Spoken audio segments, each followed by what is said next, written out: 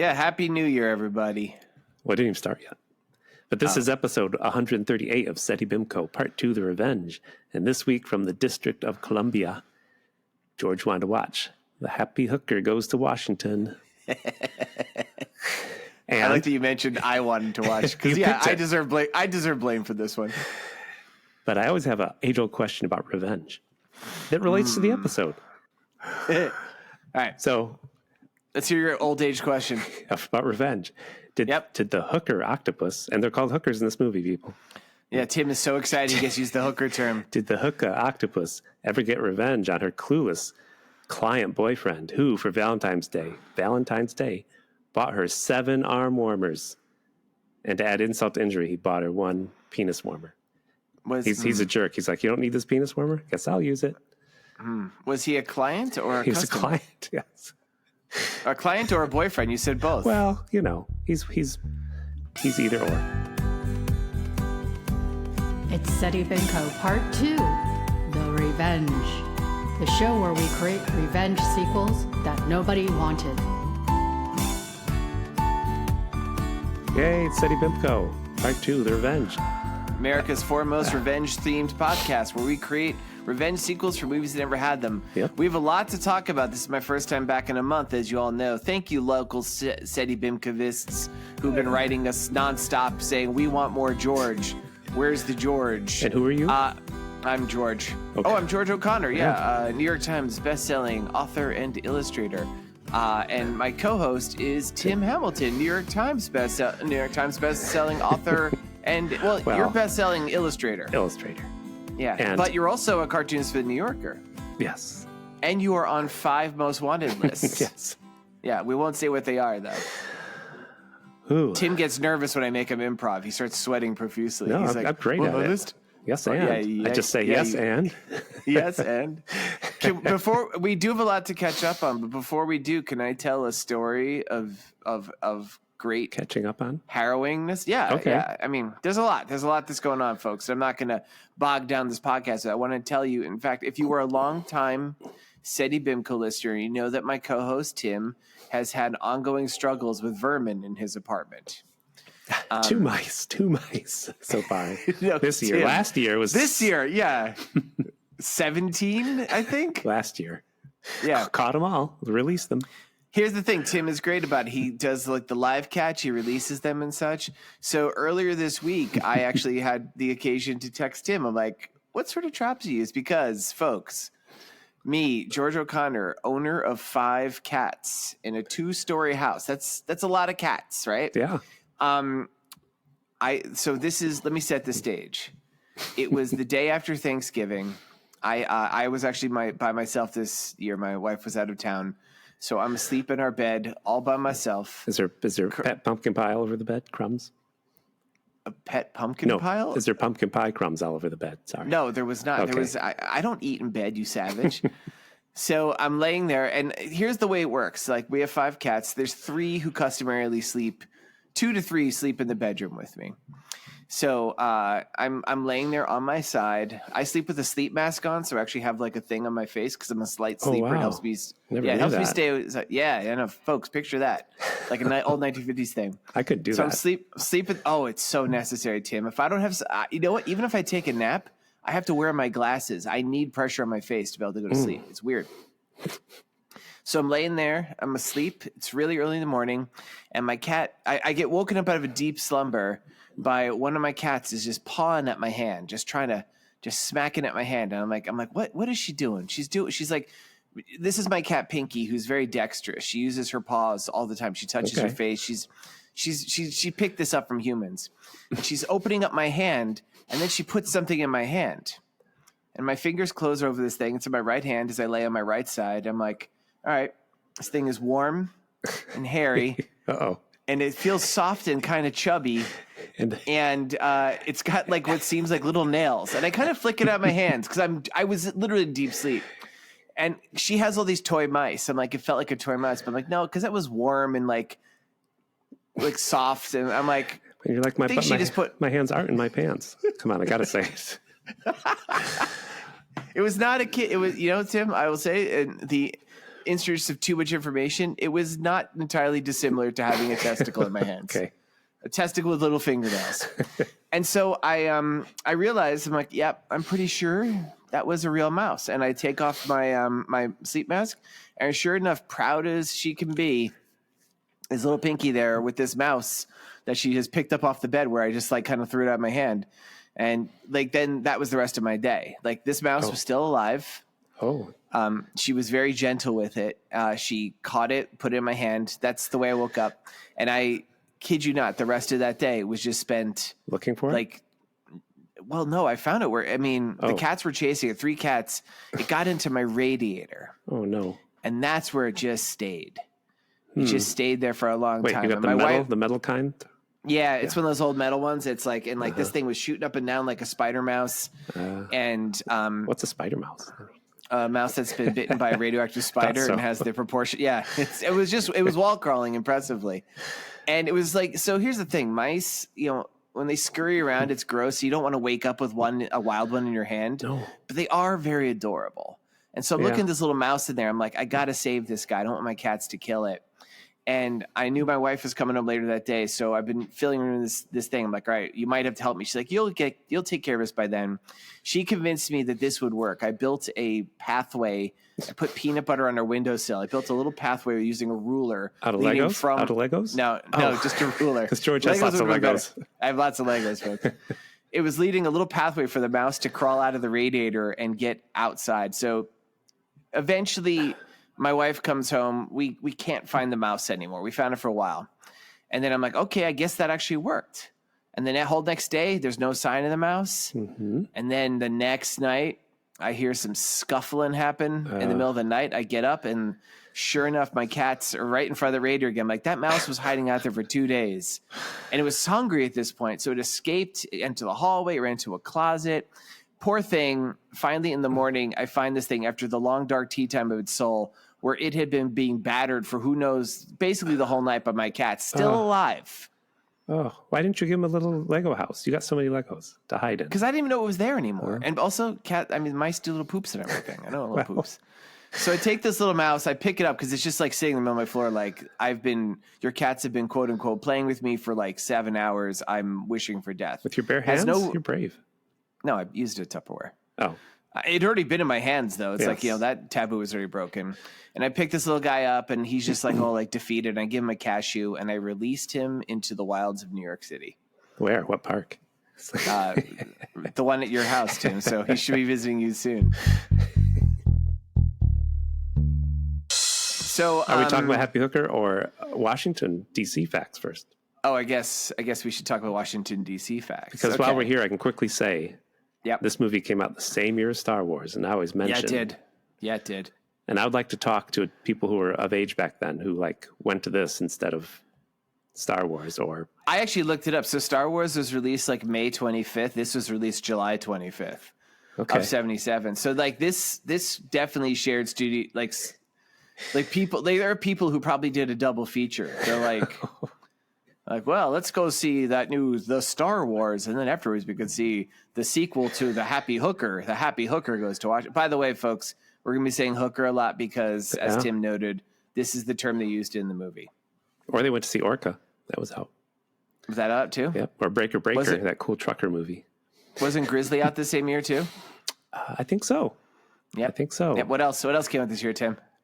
I like that we said. I like we just announced Slapshot. We were going to talk about Washington D.C. and then we immediately start talking about other movies. All right. District of Columbia. Well, actually, a fun thing about this. So I was looking up. So Washington D.C. Right. I was going to make a joke about another Washington it was named after.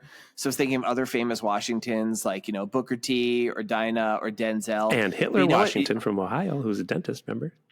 I didn't know that.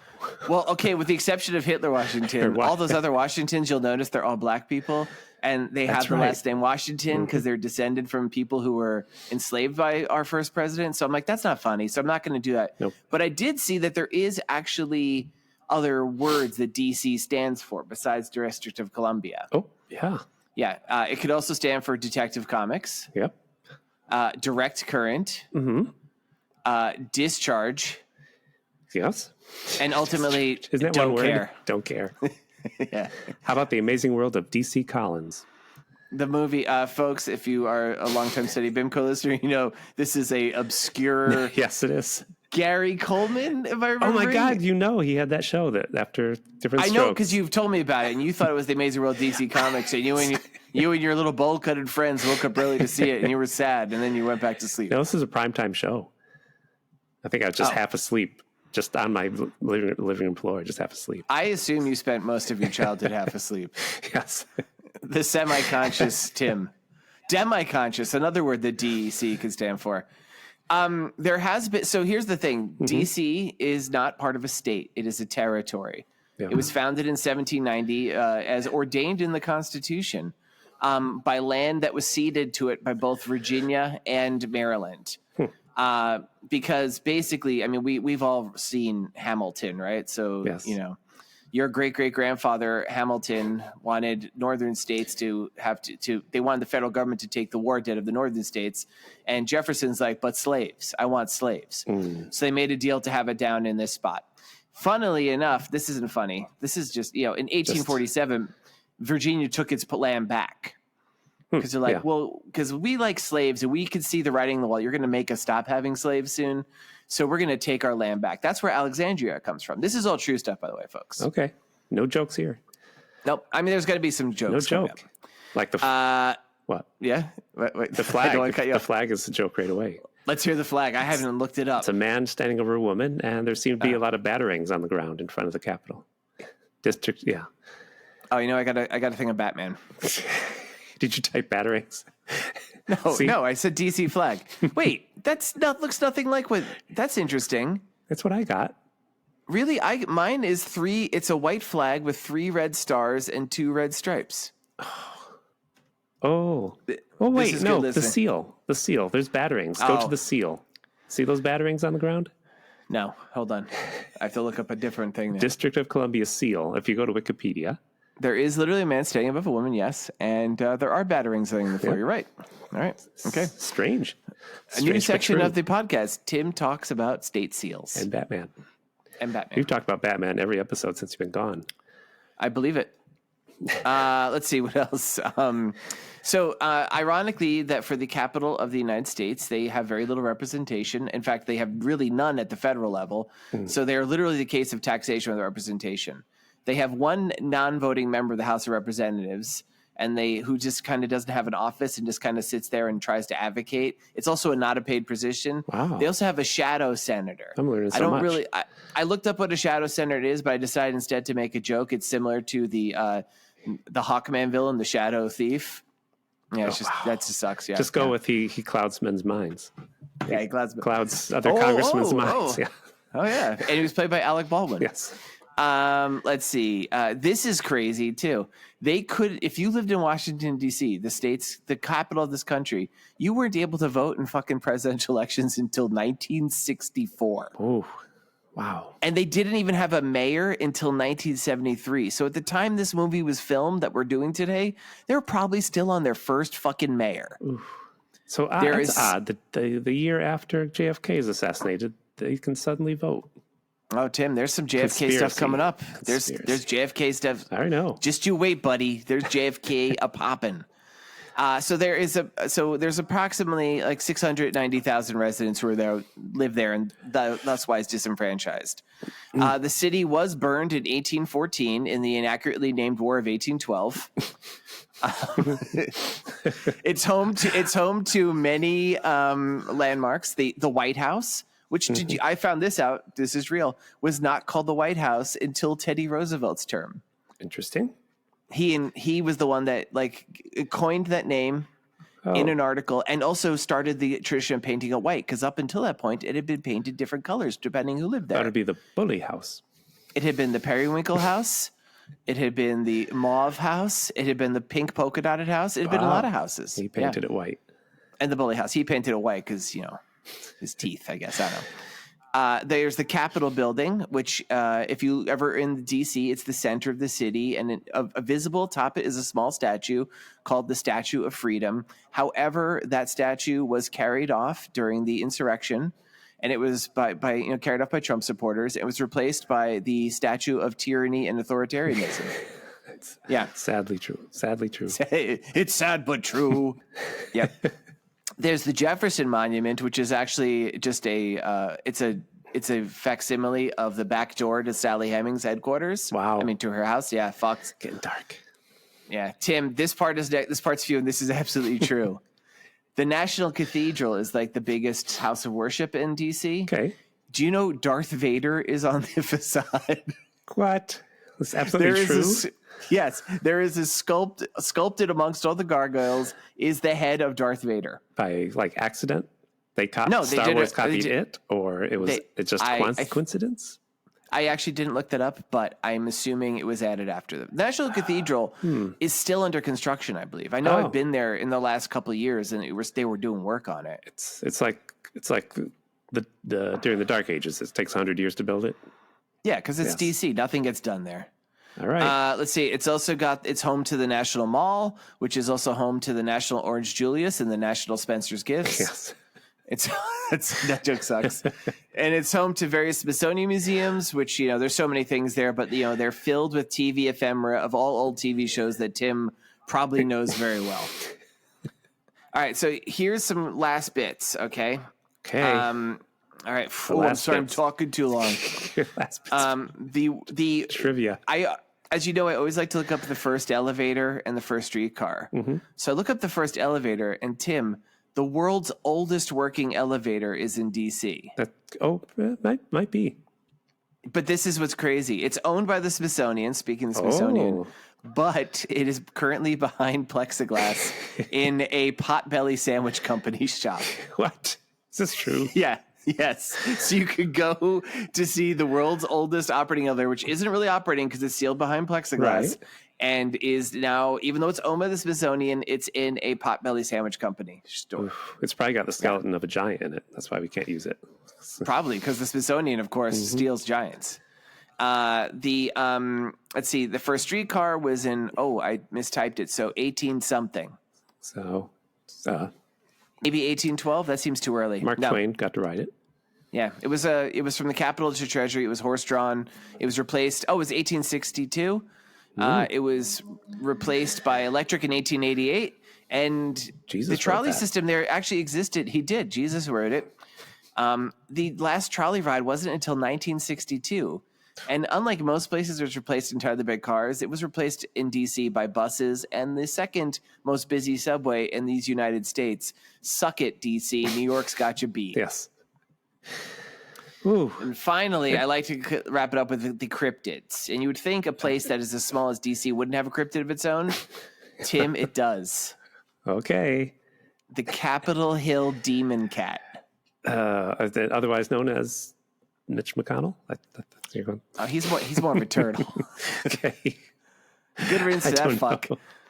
Know. This is it's a cat that has been spotted. The demon cat is DC. Get it? Because it's actually more of a ghost cat. DC. Yeah. I'm stepping on your jokes. No, this is a joke. This is real. Well, as real as a cryptid demon. So the demon cat, you can actually see on the steps of the Capitol building. There's weird steps in the concrete when it was poured that they're like, it must be a demon cat. This thing is purported to be seen before great tragedies, including, Tim, the nights before Kennedy and Lincoln were assassinated. When people see the demon cat, it will often expand to giant size between like that of a large dog and an elephant, and has on occasion exploded into a shower of flame. What? Yeah, it seems pretty ridiculous. And that is my report on Washington, D.C. So far, so good. Now, Joey Heatherton as the Happy Hooker takes Washington by storm. In The Happy Hooker Goes to Washington. Baby! Good, Bobby, please. This isn't the office. You're riding with several United States senators. Will your client be at the hearing? I'm going to say some facts about it. So the movie is called Happy Hooker Goes to Washington. Released, like I said, July 25th, 1977, sharing theater space with Star Wars. Yeah. It is based on the life of the main character's name is Xaviera Hollander, and she was a real person. Did you see this? No, I didn't read that. I just thought this was a crappy movie that No, this is the third. It's third of a trilogy. I saw it had many. But it's based on a book that this woman's, the real Xaviera Hollander, wrote. The book was called "The Happy Hooker: My Own Story," and it detailed of how she was like a Dutch citizen who was born in a Japanese internment camp. Wow. She was the Japanese had her interned, not one of the ones in the United States. Okay, and had this crazy life, and eventually she moved to New York City, where in 1968 she made $1,000 a night as a call girl. Oof. Tim, this is the first of many okay. George's currency corners. Yeah, there. Tim, will you guess what $1,000 a night in 1968 has the equivalent spending power today? 3,000. No, $9,000. $9,070.80. I was way off. That's a lot of money made a night. Yeah. Oof. So she wrote this book. It sold like something like 12 million copies. This was the Sex and the City of its day. I guess it was. It could have been a show. Instead it was 3 movies. The first one starring Lynn Redgrave, the second one starring Joey Heatherton, the one we watched, and the third one, which is called The Happy Hooker Strikes Back. That's not true. She Goes Hollywood. Was starring Martine Beswick. Yeah. And so right off the bat, so this movie is the brief encapsulation, I guess. Xaviera Hollander, who is a famous madam and maybe a advice columnist. I couldn't figure that out. She's got a magazine. Is called. Oh, is that what it was? Yeah, because she takes pictures for it. We'll get to it. Oh, you're right. That's what they're doing for us.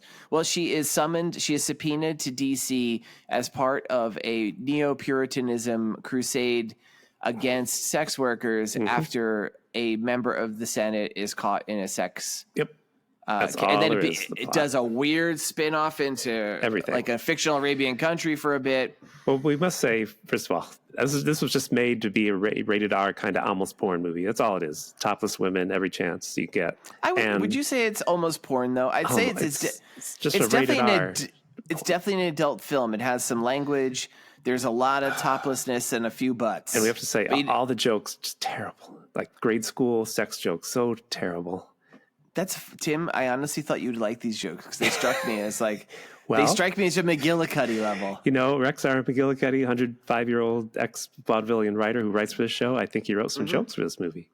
I believe it. And at the time, he was how old was he, Tim? He was like 90. He wouldn't admit to it, but I think he wrote some. But I have a fact. Barry Cohen. He was one of the writers on this movie, and I looked up a fact about him. Did you see this fact? Nope. I didn't look up anything about the writers. He was originally hired to rewrite the 1986 canon film option of Spider-Man. And he was hired to rewrite Ted Newsom's Spider-Man screenplay to accommodate the $8 million budget. So when he came on, these are his $8 million. These are his ideas that he added to the script that was never made. Okay. Or they were written into the script that was never made. Is this real or is this a list? This is real. I saw this. Okay. All right. Dr. Octopus is called Professor Ock. Or Octavus. Octavus has an assistant by the name of Wiener. Octavus says okie dokie many times in the script. Octavius gets bitten by a spider and claims himself to be the true Spider-Man. That's real. And Wiener is Uncle Ben's killer in this movie. And Spider-Man calls Wiener Schnitzel when he confronts him at the end of the movie. I made that one up. Oh, okay. I'm like, I was about to say, I feel like if I encountered the man who killed my uncle, I'd be using more choice language than Wiener Schnitzel. That sucks. Yes.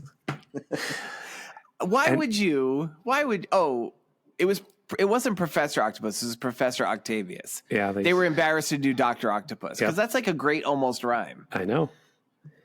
And many of the men in this movie are just old, like sitcom people that you kind of know. Like, man, I knew watching this. I'm like, Tim knows who all these people are. Hey, you know Ray Walston, right? He was one of the senators. Yes, Popeye's father. Poop Deck Pappy. Yep. He's the groundskeeper of Starfleet in Star Trek: Next Generation. Didn't know that. He's my favorite Martian, and he's Mr. Hand. Is it Hands or Hand in Fast Times?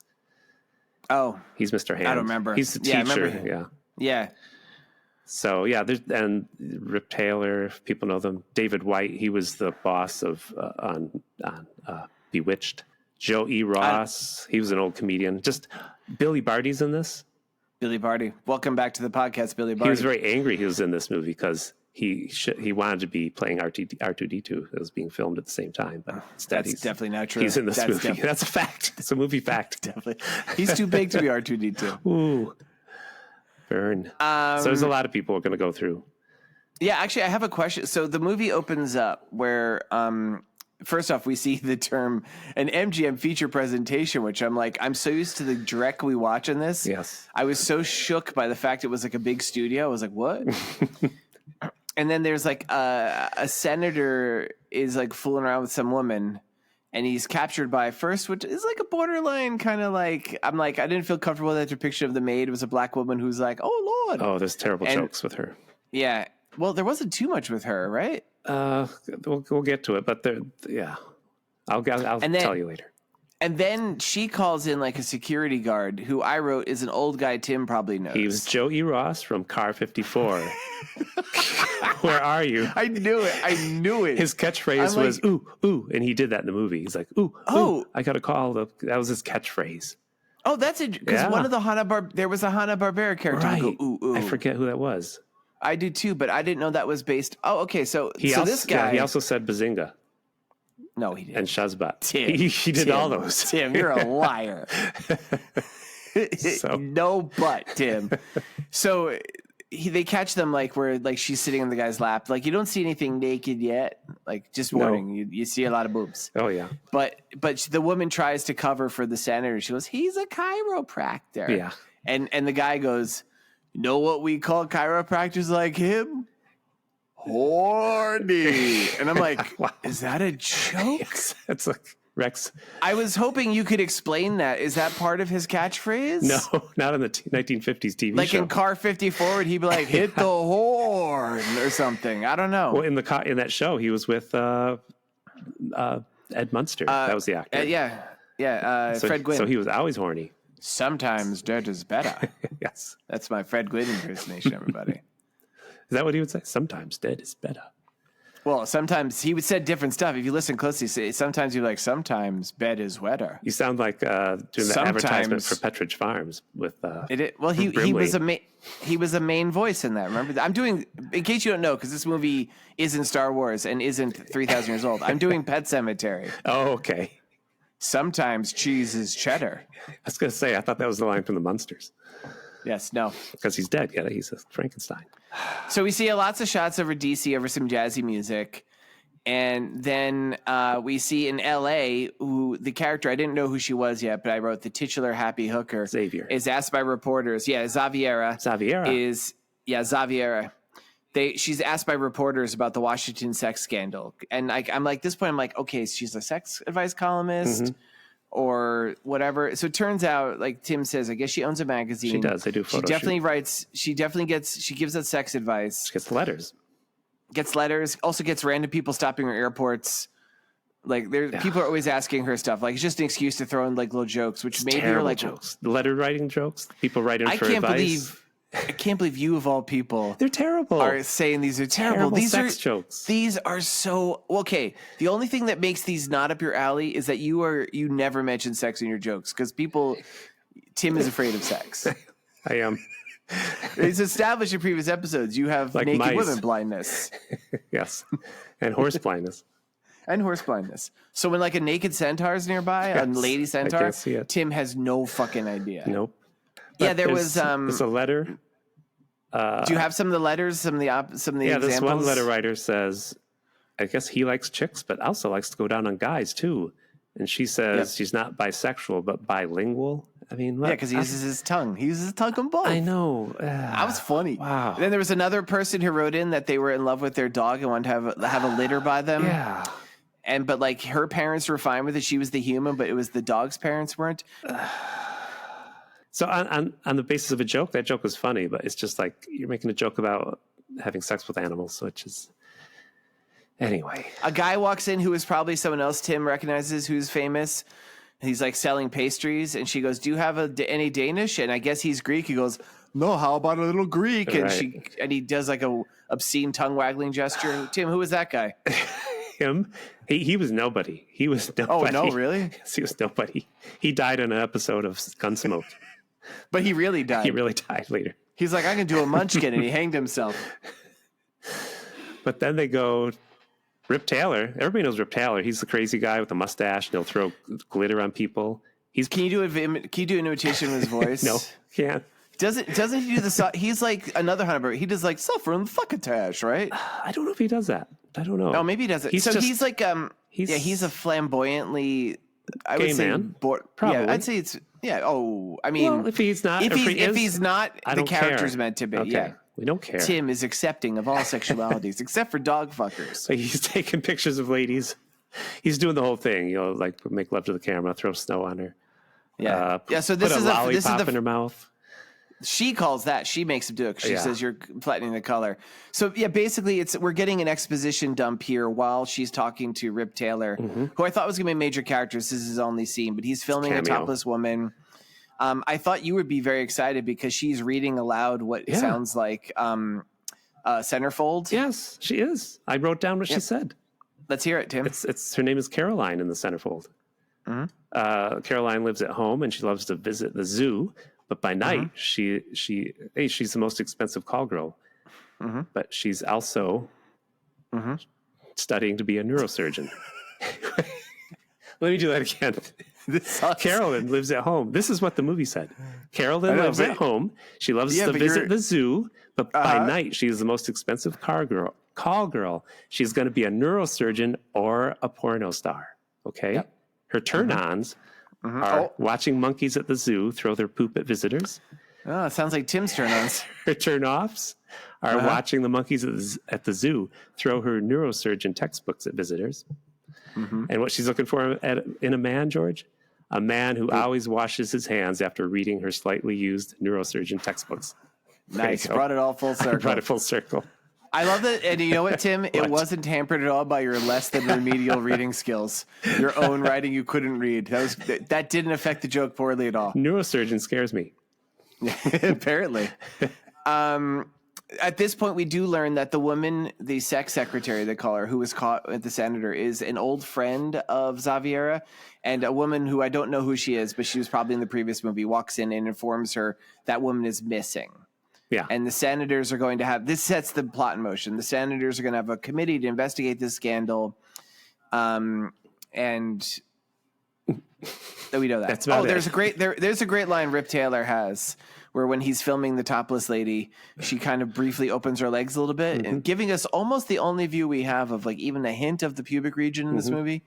But he goes, no, we're not, I don't want to see any privates. We're not filming Field and Stream here. Sorry, I remember that. I'm like, because the field is probably her pubes. The stream is probably I think the stream is she was actually in the middle of pissing. Wow. Yeah. I wouldn't have gathered that information. Yep.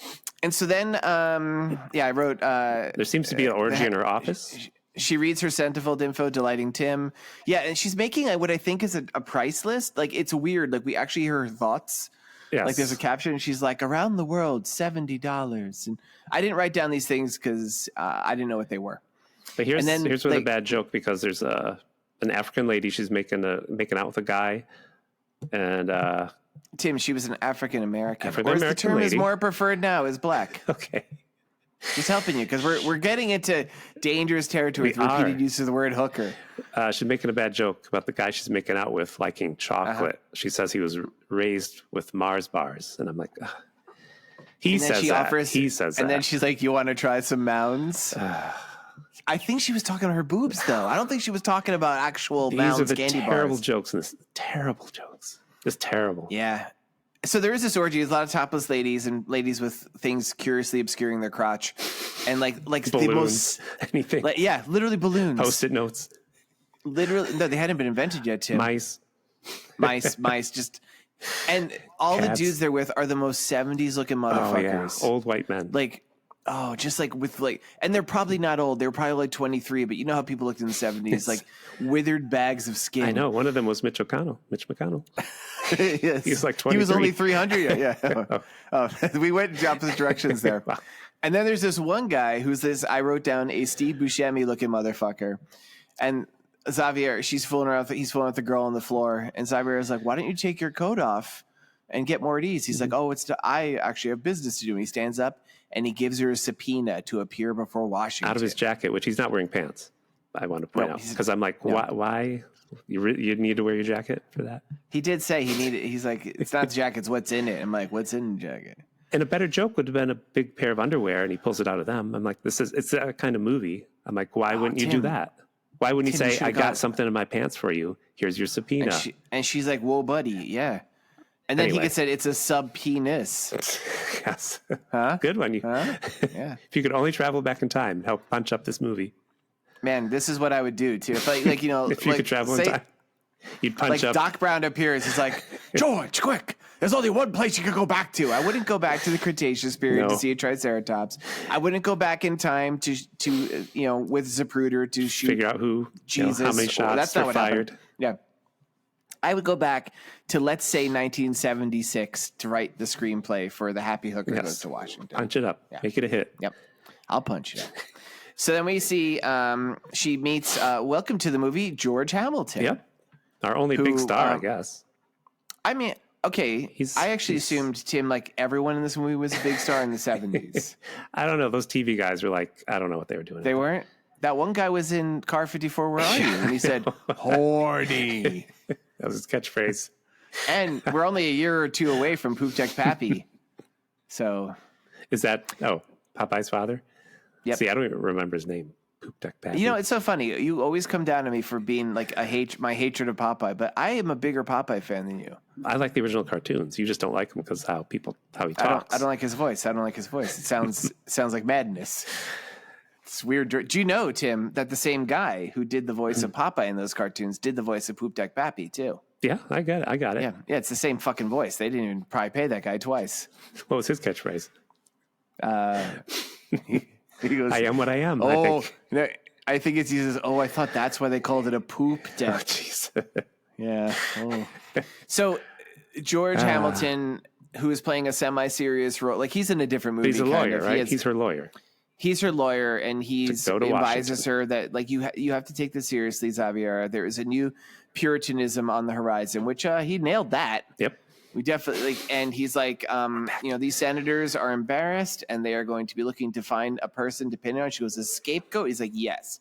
So and he's like, they could even deport you because this movie kind of is scarily prescient or prescient. It is, right? Or it's either prescient or like we've just been living this hellscape of like this country for like this is the way it's always been and always will be. Though it's probably getting worse now. So we got that going for us. At least we're breaking the trend that way. Let's see. There is a bit where she's in the airport then. There's a waitress who's in love with George Washington. I mean, George Hamilton. George Hamilton. Yeah, that was pretty funny, actually. Was she famous, Tim? She looked famous. No, it's just the joke was she paid attention to him and whatever Xaviera, whatever she ordered, she just wouldn't hear her. It's like she would pop her gum rudely at her. Yep. And she wrote her phone number on it. And I will say George Hamilton, it was weird looking at that guy because like he actually is very weird looking. He looks kind of like a werefox maybe, but he is also very good looking. I kind of got it. I was like, he's 70s royalty. So they go to the airport. Sorry. Okay, go on, yeah. And there's a bad joke a woman tells about a Puerto Rican on welfare who makes $1,200 a week. I mean, there's a whole long joke about that. It's just terrible. Yeah, it's very weird. It's like it's a gay Puerto Rican who has to split. And then she's like, $1,200 a week. She's like, he's so poor, he makes $1,200 a week on welfare. And Xaviera is like, that's good. He goes, yeah, but split by 7 wives and 10 children. Tim, I didn't do all that math, but I did do Sound the Music. George's Tim. How much? What is the spending power? You didn't look up how many children that makes up today? 12 children. No, I think all those children. There's less of them now. So this in 1977, $1,200. What is the equivalent spending power today? I'm glad you picked this incredibly racist joke to do your. Yep, I had to. George's currency corner on. Today, you won't realize how racist it is until you hear the amount of money it is. It's $3,000, George. Off, Tim. It's $6,250.77. Okay, so that is a lot of money to make a week, though it's not as much as she made. The real Xaviera made per night in New York City. True. So yeah. She makes a joke of how she likes getting searched in the back when they search her at the airport. because a stupid joke, the guy searches her. They do not pass up an opportunity to make a shitty double entendre in this movie. No, he lets the guy go through. It doesn't check him, but Xaviera. Xavier. I wrote Xavier this whole thing. He's like, oh, Xaviera. I got to check you down. I got to pat you down. There is a recurring theme in this movie of characters who are clearly smitten with her, and like it's not even played like it's charming. Like there's the bailiff who's all like into it, but Never it's like charming. it's by today's standards, it's like, oh, you should get a restraining order against these guys. So yeah, she gets checked down for like ever, and we know this is the 70s. This is before 9/11. You could basically walk onto a plane with like an assault rifle at this point. And sorry. But when she gets to DC with her lawyer, there's the weirdest shot of them slowly walking up the stairs. They show the whole thing. Yeah, but George, is the only joke in the movie that's funny. Oh, when George Hamilton, he's got a package. I forget what he's got, but they walk out of the airport. He's got a package, and where you walk across the road to get to your car, there's a lady in a wheelchair just sitting there, and George Hamilton's like, "Oh, I guess I'll wheel you across." And then he goes back in the airport to get his package. And when he's coming out, somebody else is wheeling the old lady back across the road. Like people are just wheeling her. You didn't notice that? No, I actually used this as a spot to write down some stuff I was looking up. And I was like, I just looked over and he's carrying this giant, looked like a giant FedEx box. Like that's funny. Because I have a list. Why was that lady being pushed back and forth across the street so much, George? Why? Oh, let's hear it. Because she was a chicken. Well, she flew in with a hypnotist, and he hypnotized her into thinking she was a chicken, and she wanted to get to the other side of the road. But also, she had a drink at the airport lounge with a hypnotist, and he made her believe she was Franklin Delano Roosevelt, who wanted to get to the other side of the road in his wheelchair. Why Roosevelt? Chicken. That sucks. Well, at the luggage carousel, she met another hypnotist who hypnotized her into thinking she was a chicken physicist named Steve Henbockings, who was wheeling away from his wife so he could hit on his nurse who was across the road. Steve Henbocking. How about this? How about Stephen Chicken Hawkins, you idiot? No, Steve It's a chicken Henbocking. hawk. You suck. Is that your end of your list? Yes. All right. Now we move inside the Capitol building where they are having this hearing about the sex problem. And we have a censor who is probably famous. That's Ray Walston, I think, in charge. Or is it the guy with the hair? There's different senators. There's Senator Caruso, who is an Italian stereotype. There's a Jewish guy who's a Jewish stereotype. I didn't catch his name. There's Ray Walston, Poop Deck Pappy, who's a senator. And then the lead senator is really 70s, like a mustache fucker. The lead man who's got the big bushy eyebrows. Is that what? He was he was the Jewish one. He's not the lead one. But he's the pizza man on Laverne and Shirley. He owns the pizza shop. He's DeFazio, Frank DeFazio on Laverne and Shirley. Wait, is that Lorraine? That's Laverne's dad? Did her dad? Her name is Laverne DeFazio. Was her dad the pizza shop owner? Then he was. I don't remember. See, Tim, I didn't even know there was a pizza shop owner in this. Between the two of us, we have a very incomplete knowledge of. Yeah, there's a pizza shop. I'm not even sure. I've never understood. Is Laverne, because I know they started on Happy Days, which was set in the 50s. But that show seemed like it was set in the 70s. It went on too long because later seasons, they have a cardboard cutout of the Beatles in the room that they like to kiss on their way out the door. So, yeah, it gets all skewed. And then they take it down and put up a cardboard cutout of like Led Zeppelin. Of John F. Kennedy? No, Led Zeppelin. Then they take that down, put up the Traveling Wilburys cutout. They're still running out the door, kissing them. Yep. Wow. After that, Nirvana. They put Nirvana up. Let's see. So there is a TV. The first we see these different senators assembled. Yep. And they're interviewing a TV censor who's talking about all the problems. And he says he's talking about like, I just wish it was like the old days where there were TV shows like, and he's listing all these old TV shows like the Waltons and the Hathaways, I Love Lucy, the people of the Pet Monkeys. That was the Hathaways. Good memory, Tim. And then the last one.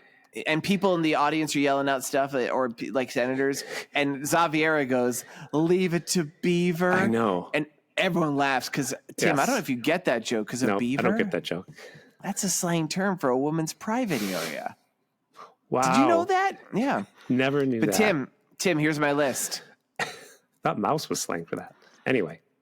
Ew. Tim, here's my list. You ready for I it? thought stream and field was slang for that, George. Come on, you just It is. confusing. Am I gonna be able to, am I gonna do my list? Or you keep interrupting me. God damn it! All right, so I made a list, and I'm pretty proud of this list, Tim. Okay. I made a list of other TV shows whose names could be used as dirty double entendres. Oh, I love this idea. So jealous. Yeah, all right, first one, Different Strokes. Good one. Right? Yeah. Second one, 2.5 Men. Nice. Yeah. This one, Tim, for you, The Big Bang Theory. Good one. Here's this one. This one is BJ and the Bear. Right? Oh, yeah. We as kids, we laughed about that. Yeah, I mean, what were they thinking? Tom Hanks' own Bosom Buddies. Mm-hmm. For fans of incest, All in the Family. Right. This one I'm not sure as much. Malcolm in the Middle, I was kind of stretching. Yeah. Okay. I feel like I was losing it, but then I come back roaring. Okay. Because then I get the facts of life. Right. Yep. I get T.J. Hooker. Mm-hmm. Oh, yeah. Inspired by this movie. Oh, yeah. I remember that. Tim, the Dick Van Dyke Show. Yes. That's 2 for the price of 1. And the last one, Pinky and the Brain. Right. Oh, yeah. We know what Pinky means from and we know what brain whatever. means. Yeah, we do. Brains. Hanging brain. It's got blue. So then thoroughly, we really got to travel back in time and save this movie. I mean, we could have. I actually, let me look at that list. I wonder how many of those shows actually existed back then. I want to add one. The Hathaways. The Hathaways. That's slang for owning monkeys. You know what that's slang for? Oh, I don't want to know, Tim. I guess Dick Van Dyke Show existed back then. I don't think any of the other ones did. Maybe BJ and the Bear? No, that was later. Yeah. The Odd Couple. The Odd Couple. Does that one count? How about the Fucktastic Fucktaculars? That's not a real show. So this is also funny. Giving this movie its R rating, it's so desperately craved because there was a lot of boobs and butts, like I said. But there was a bit. The censor goes. He's talking about all the words he has to take out of even kids programs, and he goes, "It's amazing what some of these cocksuckers will try to get away with." I know, and everyone laughs. And then we're like, it's like a fuck. It's like the way Tim will sometimes make me explain a joke away into nothing. They just do this whole bit where there's this whole debate about is cocksucker 1 word or 2 words? Because the lady typist, she keeps asking. Yeah. Yep. That joke goes on. One of the senators is like, I think you should hyphenate it. It just goes on and on. It's just so they can say cocksucker like a dozen times. So then Xaviera gets sworn in. A younger senator with a bowl cut is grilling her. Did you recognize him? I forget who he was. I probably did. He's Larry Storch. He was in F Troop. He was in. Oh, I didn't know him from F Troop. Wait, maybe I got the wrong guy. I thought he was the guy from. I thought he was from Animal House. He could have been in there, but he was famous for an old TV show called F Troop. Really? Yeah. Oh, you're right. Yep. Oh my gosh. Which was slang for. Yeah, so I thought of something different entirely. Slang for an orgy. F Troop. Yep. F Troop, the fuck troop. Don't explain it. I have to. Jeez. So they ask her about. Let's see. They ask her about. So they're trying to I guess they've had her under observation. They're trying to catch her doing something illegal. So she tells. They ask her about a party at her place, and they're like little sets away with. Like they're like, well, what about that party at your place on April 2nd? And she's talking about like how there's a police captain there, and he was rubbing my knob, and he was fixing my pipes, and knockers. They show him really doing these things. Knockers, you're right, because he's cleaning her door knockers. And while this is happening, there's like another one of the weird orgies here, including like 2 guys in fezzes just putting ice cream on a naked woman's back. I'm like, that's not sexy. No. That's definitely not sexy. What we're seeing there. Well, she calls it ice cream social.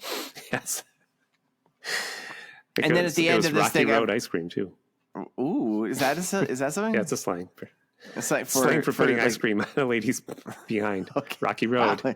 Yeah, it just. It was like, I'm like, I don't like that. And then at the end, they're like, well, can you deny that you gave the police captain $600 at the end of the night? And she's like, of course I did. It's my rent for my apartment. Yep. Tim, sound the music. George's current currency. Yeah, that's not very much. I know how much. Like $4,000 today. That rent. Yeah, right? actually, Tim. Yep. That's pretty good. Yep. So I did do it. I figured out because this was a story told last year. So I figured out in 76 what $600 was worth. It's worth about $3,328.62. Yep. It was a very nice apartment. She has a great deal. It was like bigger than the friend's apartment.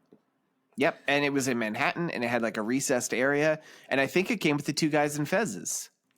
And then there was another thing. I didn't get this one. Like on April 10th, she met with some ad execs and she pitched sexy ads. And I wrote the ads were spoofs of stuff popular back then and things that Tim uses to make references to currently. We see a man show up and he tries to squeeze the lady's boobs instead of do you remember the Squeeze the Charmin ads? I remember Squeeze the Charmin. So yeah. he does. It's a joke about that, except he's squeezing ladies' boobs. Well, it's weird. An old man wearing a shirt that just says "squeeze it" and it says "boobs" on it, and it literally says "boobs." It's got like an extra O in there. And then I'm like, "That's dumb." There's a diner with two people.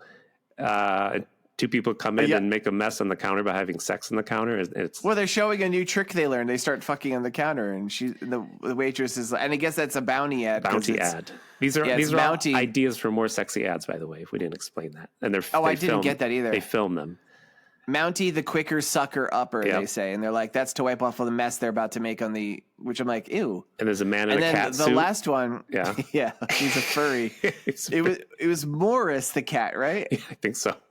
9 Lives had an ad campaign. I remember it when I was a kid. It was one of the first commercials I remember. It was like a little orange cat who spoke in this very boring. He was, oh my God. Yeah. He was Garfield before there was Garfield. He was. And he would be for 9 Lives cat food. And he would just be like snarky. And this was like Marvin, who was a man in a cat suit. He was like a furry. And he had 9 wives. And they just pull out and there's just 9 topless ladies. Yes. like of various size breasts jumping up and down. There was one they cut out, George. Oh. They pitched an ad for Wendy's where a couple of people are having sex on the food counter where they order, and an old lady comes up and looks at the man's penis, and she says, "Where's the beef?" Yeah, remember that ad? Yeah, Tim.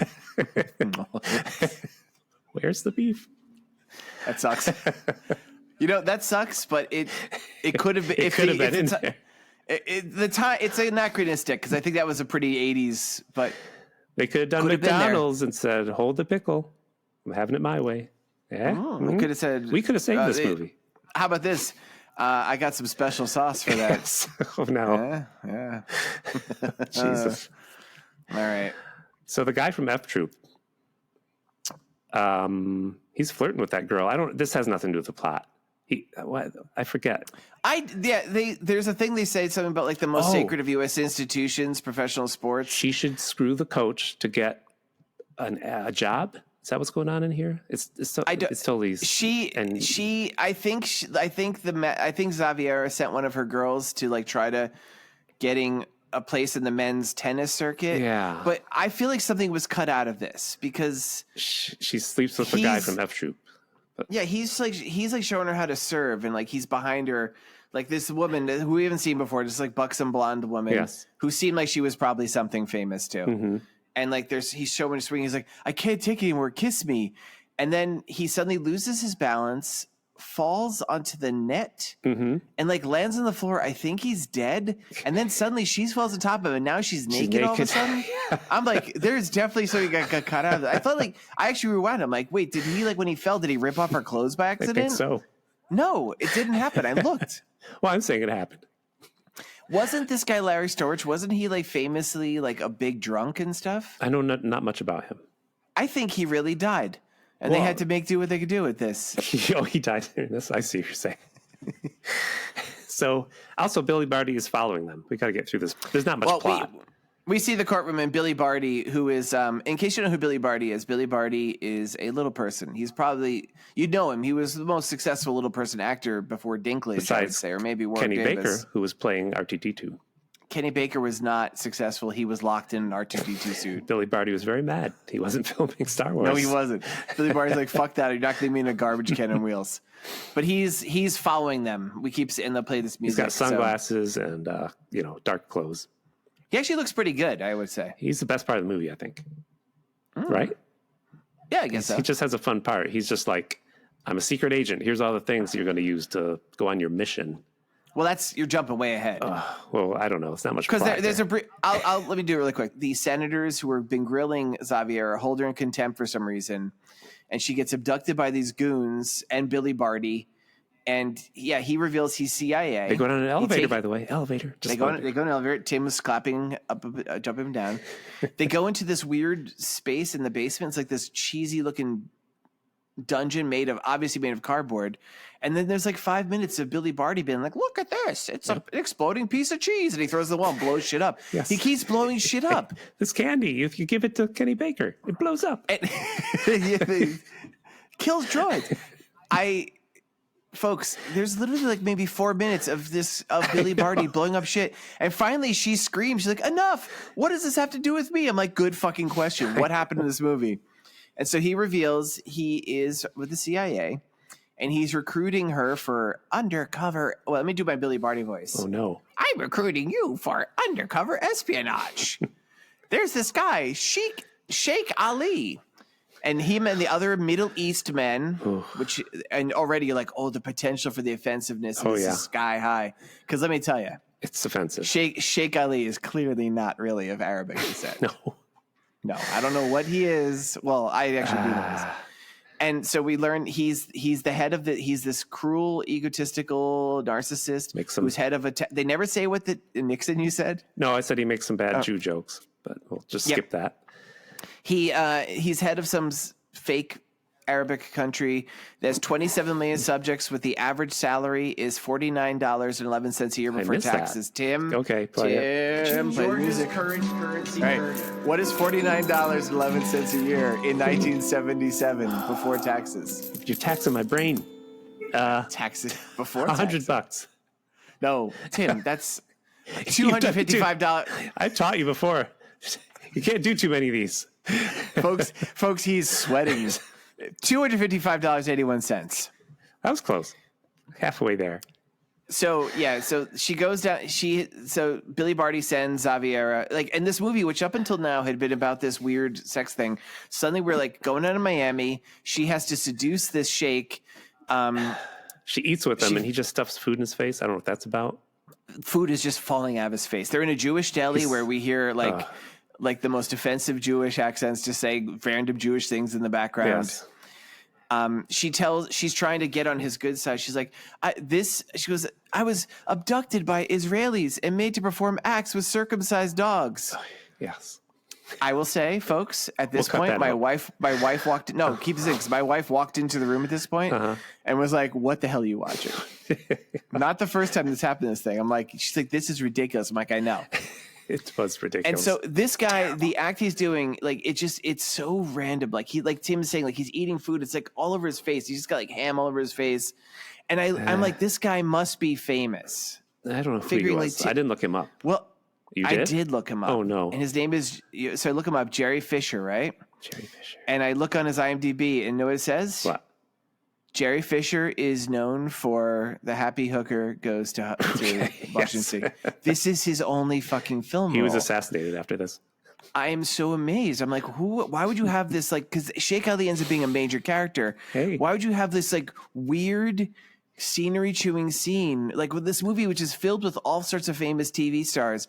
Why would you give to this complete unknown? Tim, not 5 minutes before we started recording, I just happened to be looking up Joey Heatherton's Wikipedia page. She's married to him. Well, was married to him. On August 30th, 1986, Heatherton was arrested for assault in Hillcrest, Rockland County, New York, after she stabbed Jerry Fisher, her former boyfriend and ex-manager, in the hand with a steak knife during an argument. Oh. Fisher was later treated at a local hospital and released. Wow. After her arrest, Heatherton told police who she was, but they did not believe her because she looked drawn and tired.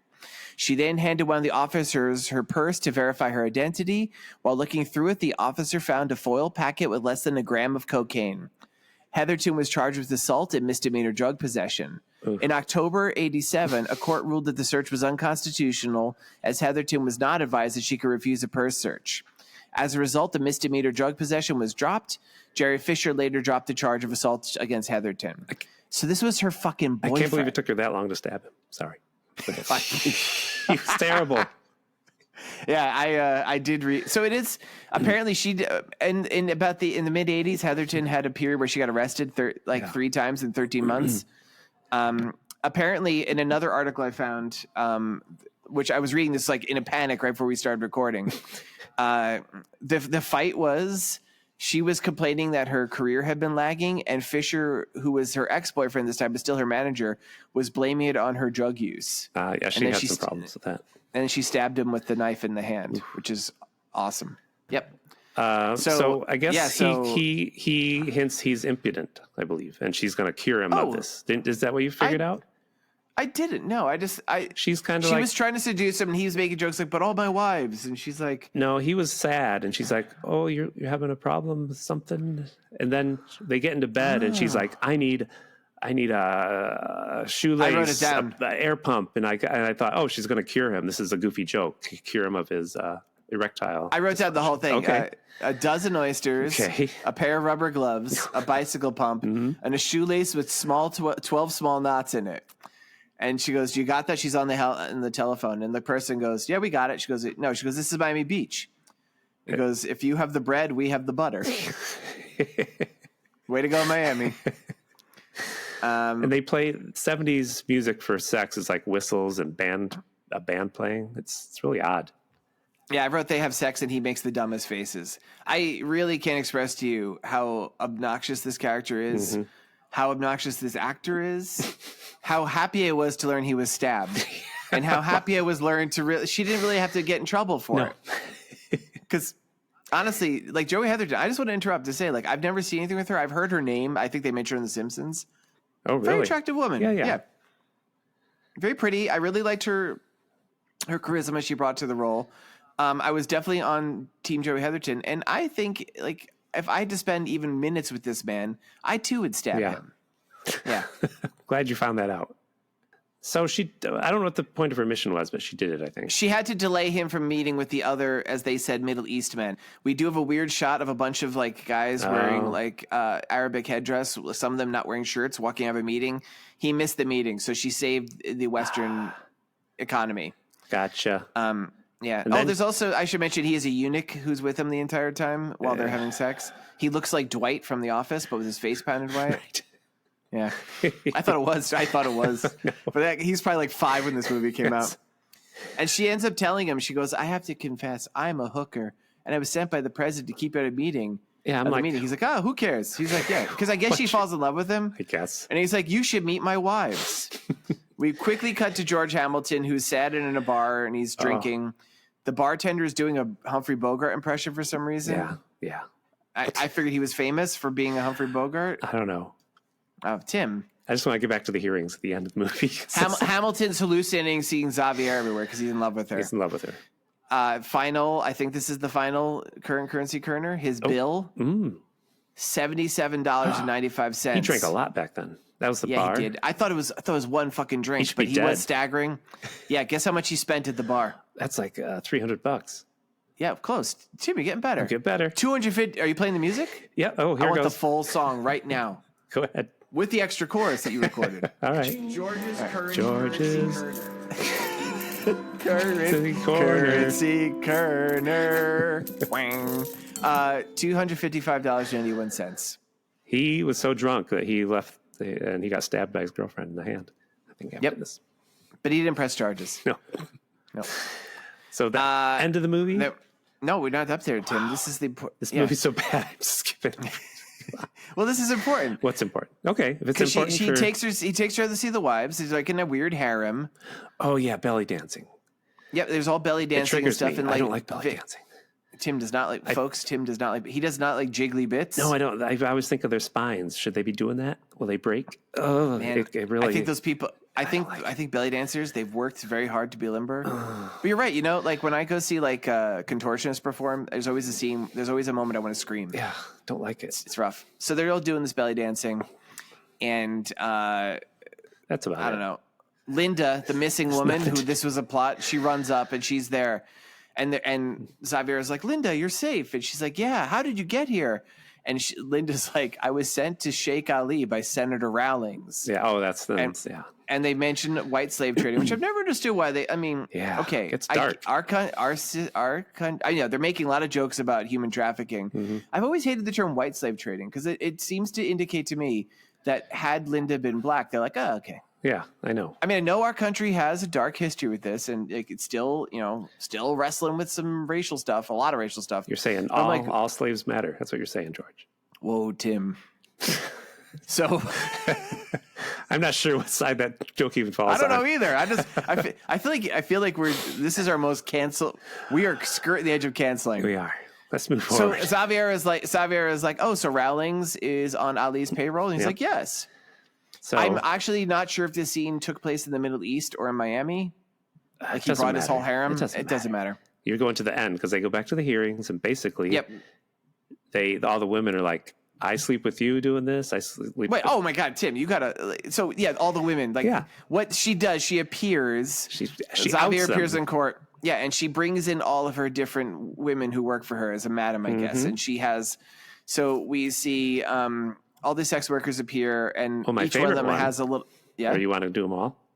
Well, I was going to do. The Jewish senator has a weird thing where he's made to bark like a dog. She whips him while he's on all fours. Yep. Whips him in the behind. My wife again walked in during this part. She's like, "What the fuck?"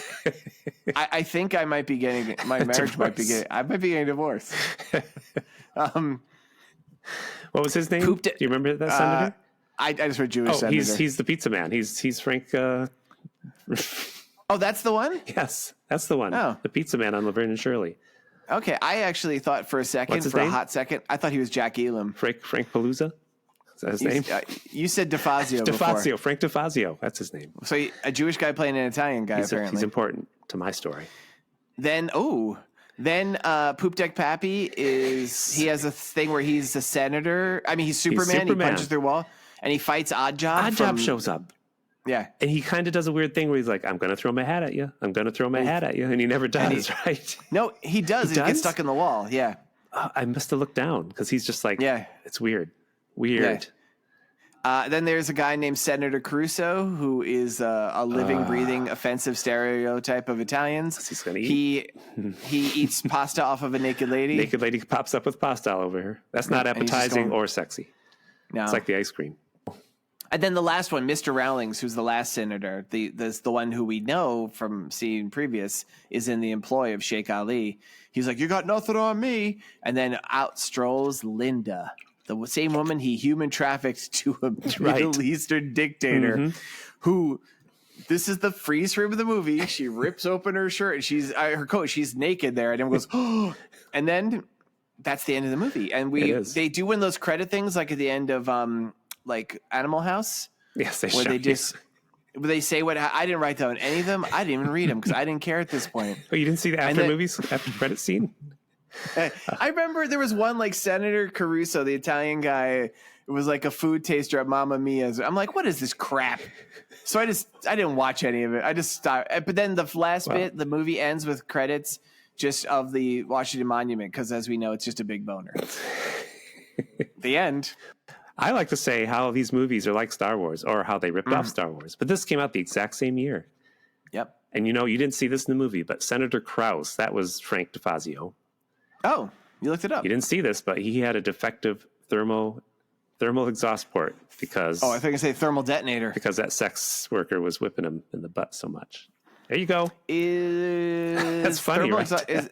Is that the Death Star? Yeah, the thermal exhaust port. Okay. Don't pretend like you don't know. I didn't remember. I heard thermal. I thought thermal detonator. That's what Leia as Bausch holds up when she goes Ita Ota Jabba or whatever the hell. I don't know. That's right. To counter Tim's. That's from Return of the Jedi, right? Yeah, which didn't exist yet. No. I like to say because Tim is so Star Wars bonered. I like to compare it to 1987 fantasy film by Jim Henson, Labyrinth. Mm-hmm. Oh wow! And this did come out. Yeah, so this came out 10 years later, right? I got that right? So they had plenty of time. I mean, we know Jim Henson, that dirty old man, was here opening night, and he took Jane Henson, his wife, to see this like so many times. Like this was an important part. Yeah, probably actually. This taught him and so all he needed to know about how to create Sesame Street. That had already been created in 1969, Tim. You're embarrassing yourself. Oops. Cut that out. Yeah. Nope. So here's what this movie did inspire, because it did have time to work into Labyrinth.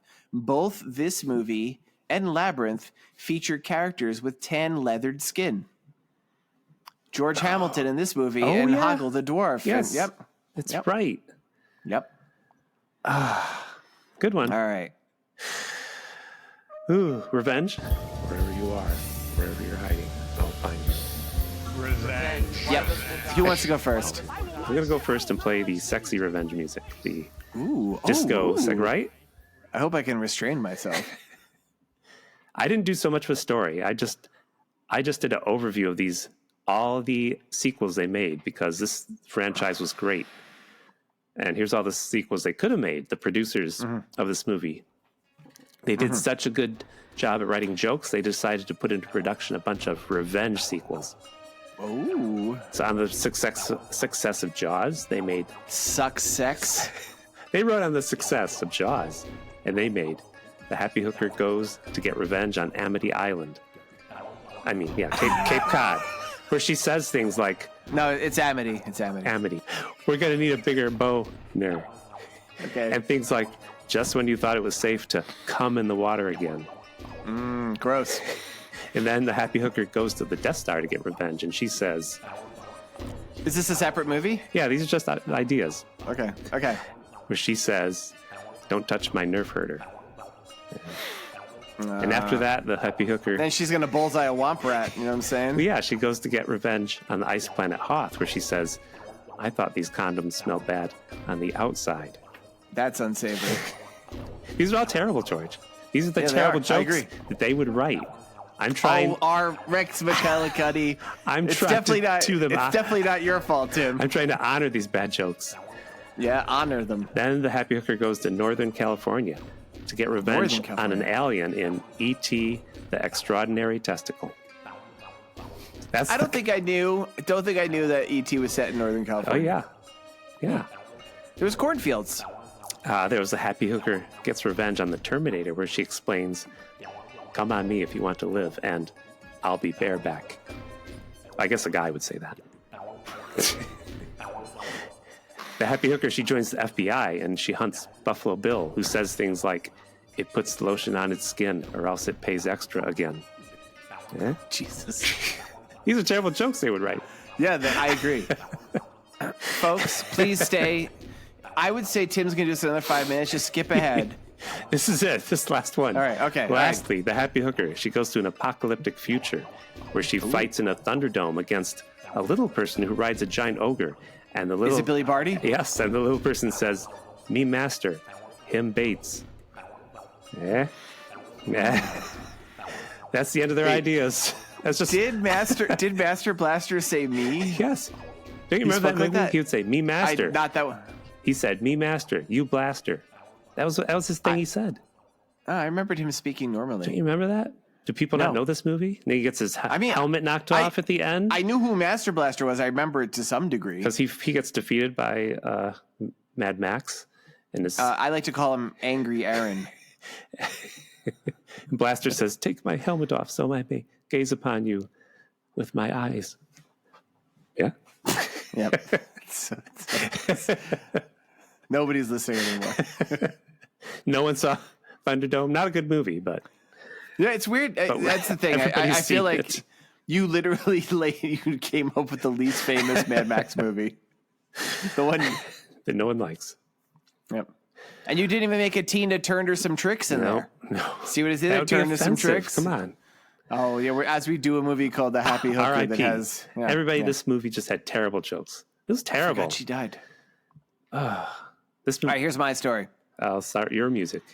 Yeah, you want- I don't need sexy music because my Okay. story is so sexy already. All right. So I will. So you heard a lot of potential sequels they could have done. Tim, we all mentioned up front there was actually a third sequel, Ghost Hollywood. That was a bit of a meta sequel. That was about her making a movie, which was like the story about the first movie, Like Pee Wee Herman. like Pee Wee Herman, Like the Muppet movie. Paging Mr. Herman. Mr. Herman, there's a call for you at the front desk. So this is actually a sequel that takes more of a direct sequel to this one. So in the movie ends in that freeze frame. She has humiliated these senators, a naked woman in the Capitol. That sounds like something would have happened during January 6th. So now that, as they point out in the movie, what she does is strictly speaking illegal. So her and there is this rising wave of Puritanism, as George Hamilton kept saying. Yes. So she realizes she needs to do something to both raise her profile so that she is such in the eye that she can't be attacked, and she needs to provide a haven for these people. So she actually wait. What? Have I started the music? You're gonna interrupt? Yeah, you did. Oh, come on, Tim. So she goes to upstate New York. Not upstate. She goes to Westchester, and she opens up a school called Madame Xaviera's School for Gifted Cumsters. Okay. Cumsters is not a good term, No. but it's the only thing.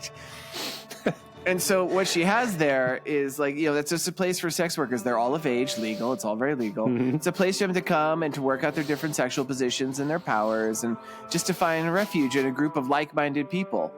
And then what the winter falls. I have one question, George. Yes, it's him. Did she lose her hearing in one ear in this story? I don't get that. I just want to know. No. It's okay. No, she actually gained hearing in the middle of her head. Okay. Yeah. Keep going. You'll have to explain that later. I'm glad you interrupted my story to ask an utterly inane question. So winter falls. It's really bad winter, right? And suddenly they hear this thumping on the horizon. They look out, and there's just a giant robotic elephant, and a bunch of Republicans are riding on it as it comes stomping towards them. Yeah, and they're trying to get out, they escape, and she runs out there with a big long rope that's actually an anal bead, and she wraps around some elephant's legs, and they fall down. Yeah, and then she escapes to D.C. Did she break her leg? Is she in a she wheelchair? breaks the elephant's. No, Okay. no, Tim. I don't know what you're doing. Don't know what you're doing. But you're messing my flow up. Okay, I didn't do it to you. sorry. You sucking son of a bitch. We got it. Attack the elephant. So yeah, she escapes, right? And Okay. she's separated from the other people. They're all splitting. Some of them, Colossus takes some of them into Okay. Lady Colossus takes some into the Colossus. mines. Yeah, Lady Colossus. Lady Wolverine takes other ones. They go on a whole trip. X2. They're doing X2. Okay. But she goes down to D.C. where she calls on her only friend who's still there, Billy Barty. And she goes into his dungeon, and he's like, I have just the thing you need. And he, as we all know, Billy Barty played Gwildor in previous Seddy Bimco film, Masters of the Universe. Oh, yeah. He kept the cosmic key. Right. That's right. The cosmic key, which lets you move through time and space. Okay. And he gives it to her, and she goes, well, I know how to defeat these guys. I already did it once. I brought in a bunch of sex workers into the Capitol. I'm going to use the cosmic key that Billy Barty just gave me to teleport a bunch of sex workers into the Capitol building. Okay. But because it could go through time and space, she misjudges, and it happens during January 6th, during the Capitol riots. Yeah, there's people they're ripping up. They're looking for Pelosi's desk. They're gonna poop on it. There's craziness happening. People falling off walls. The shaman guy, remember him?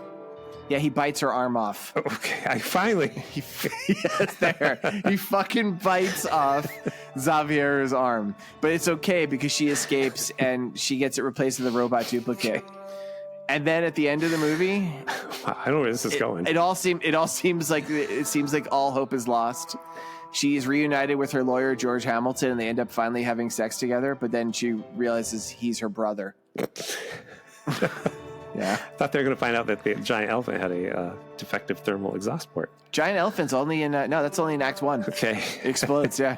Oh. And so do you want to know what this movie is called, Tim? Yeah. I do. Yeah, let's hear. Oh, you don't have the guess? I thought you had a guess. Xaviera rides a wheelchair. And that's pretty good. It's actually the self-contented sex worker strikes back. Okay. Yep. Wow. Yeah, best episode ever. Welcome me back to the show, everybody. This has been the extra long episode of Seddy But we're going Bimco. to keep it extra long because I've been gone for so long. Well, this is our New Year's extra long episode. Listen to it in two settings. Or one big overstuffed setting. Oh, Tim is just Exhausted. Tim's so tired, everybody. I'm like Kermit after he runs around. Oh, Piggy. That's my Kermit impression. Good one. So that's it. Next week. Yep. Oh, Next write week. us. Write Yeah, us it's your emails. Seddy Bimco with the E at We won't read them. gmail.com. Because I will check. Do we have any? Seddy Bimco with the E at gmail.com. Yeah. I'm going to Do we have any refresh.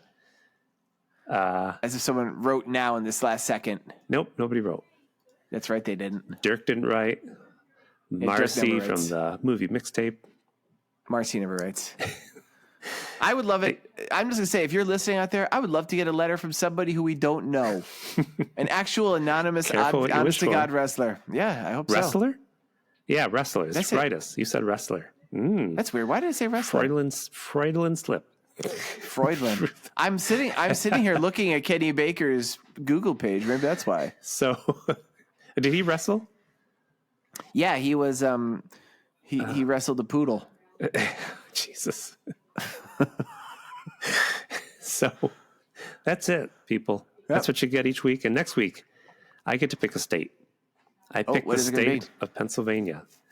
I pick the town of Pittsburgh, where Marcy from the movie Mixtape lives, and where I once lived. It's a movie called Blood-Sucking Pharaohs of Pittsburgh. Pharaohs? Yeah, not Pharaoh faucets, but pharaohs. The blood-sucking pharaohs like from Egypt. Egyptian god. Okay. Pittsburgh. Special effects by Mr.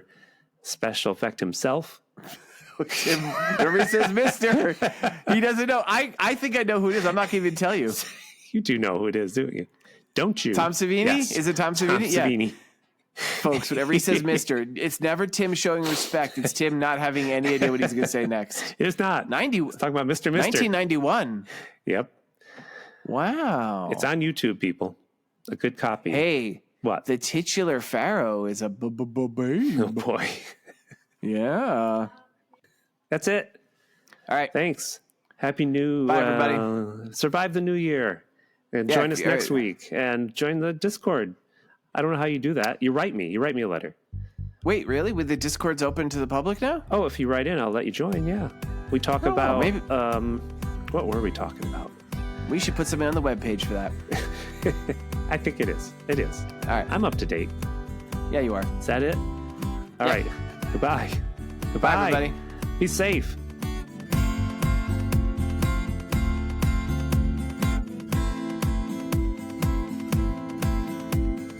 This has been a Pity Party Line production. Party line. It's a party line. Was Max Havoc or something? Max Havoc. Yeah. He kissed a lot of ladies. Great episode. The way you two synopsized it, I couldn't tell you a single thing about what the movie was about. That's how bad it was. It was the most ramshackle encapsulation of a film I've ever heard. Whoa. Well, I'm just I'm so angry. I'm kicking over stuff on my desk. Is that a ghost?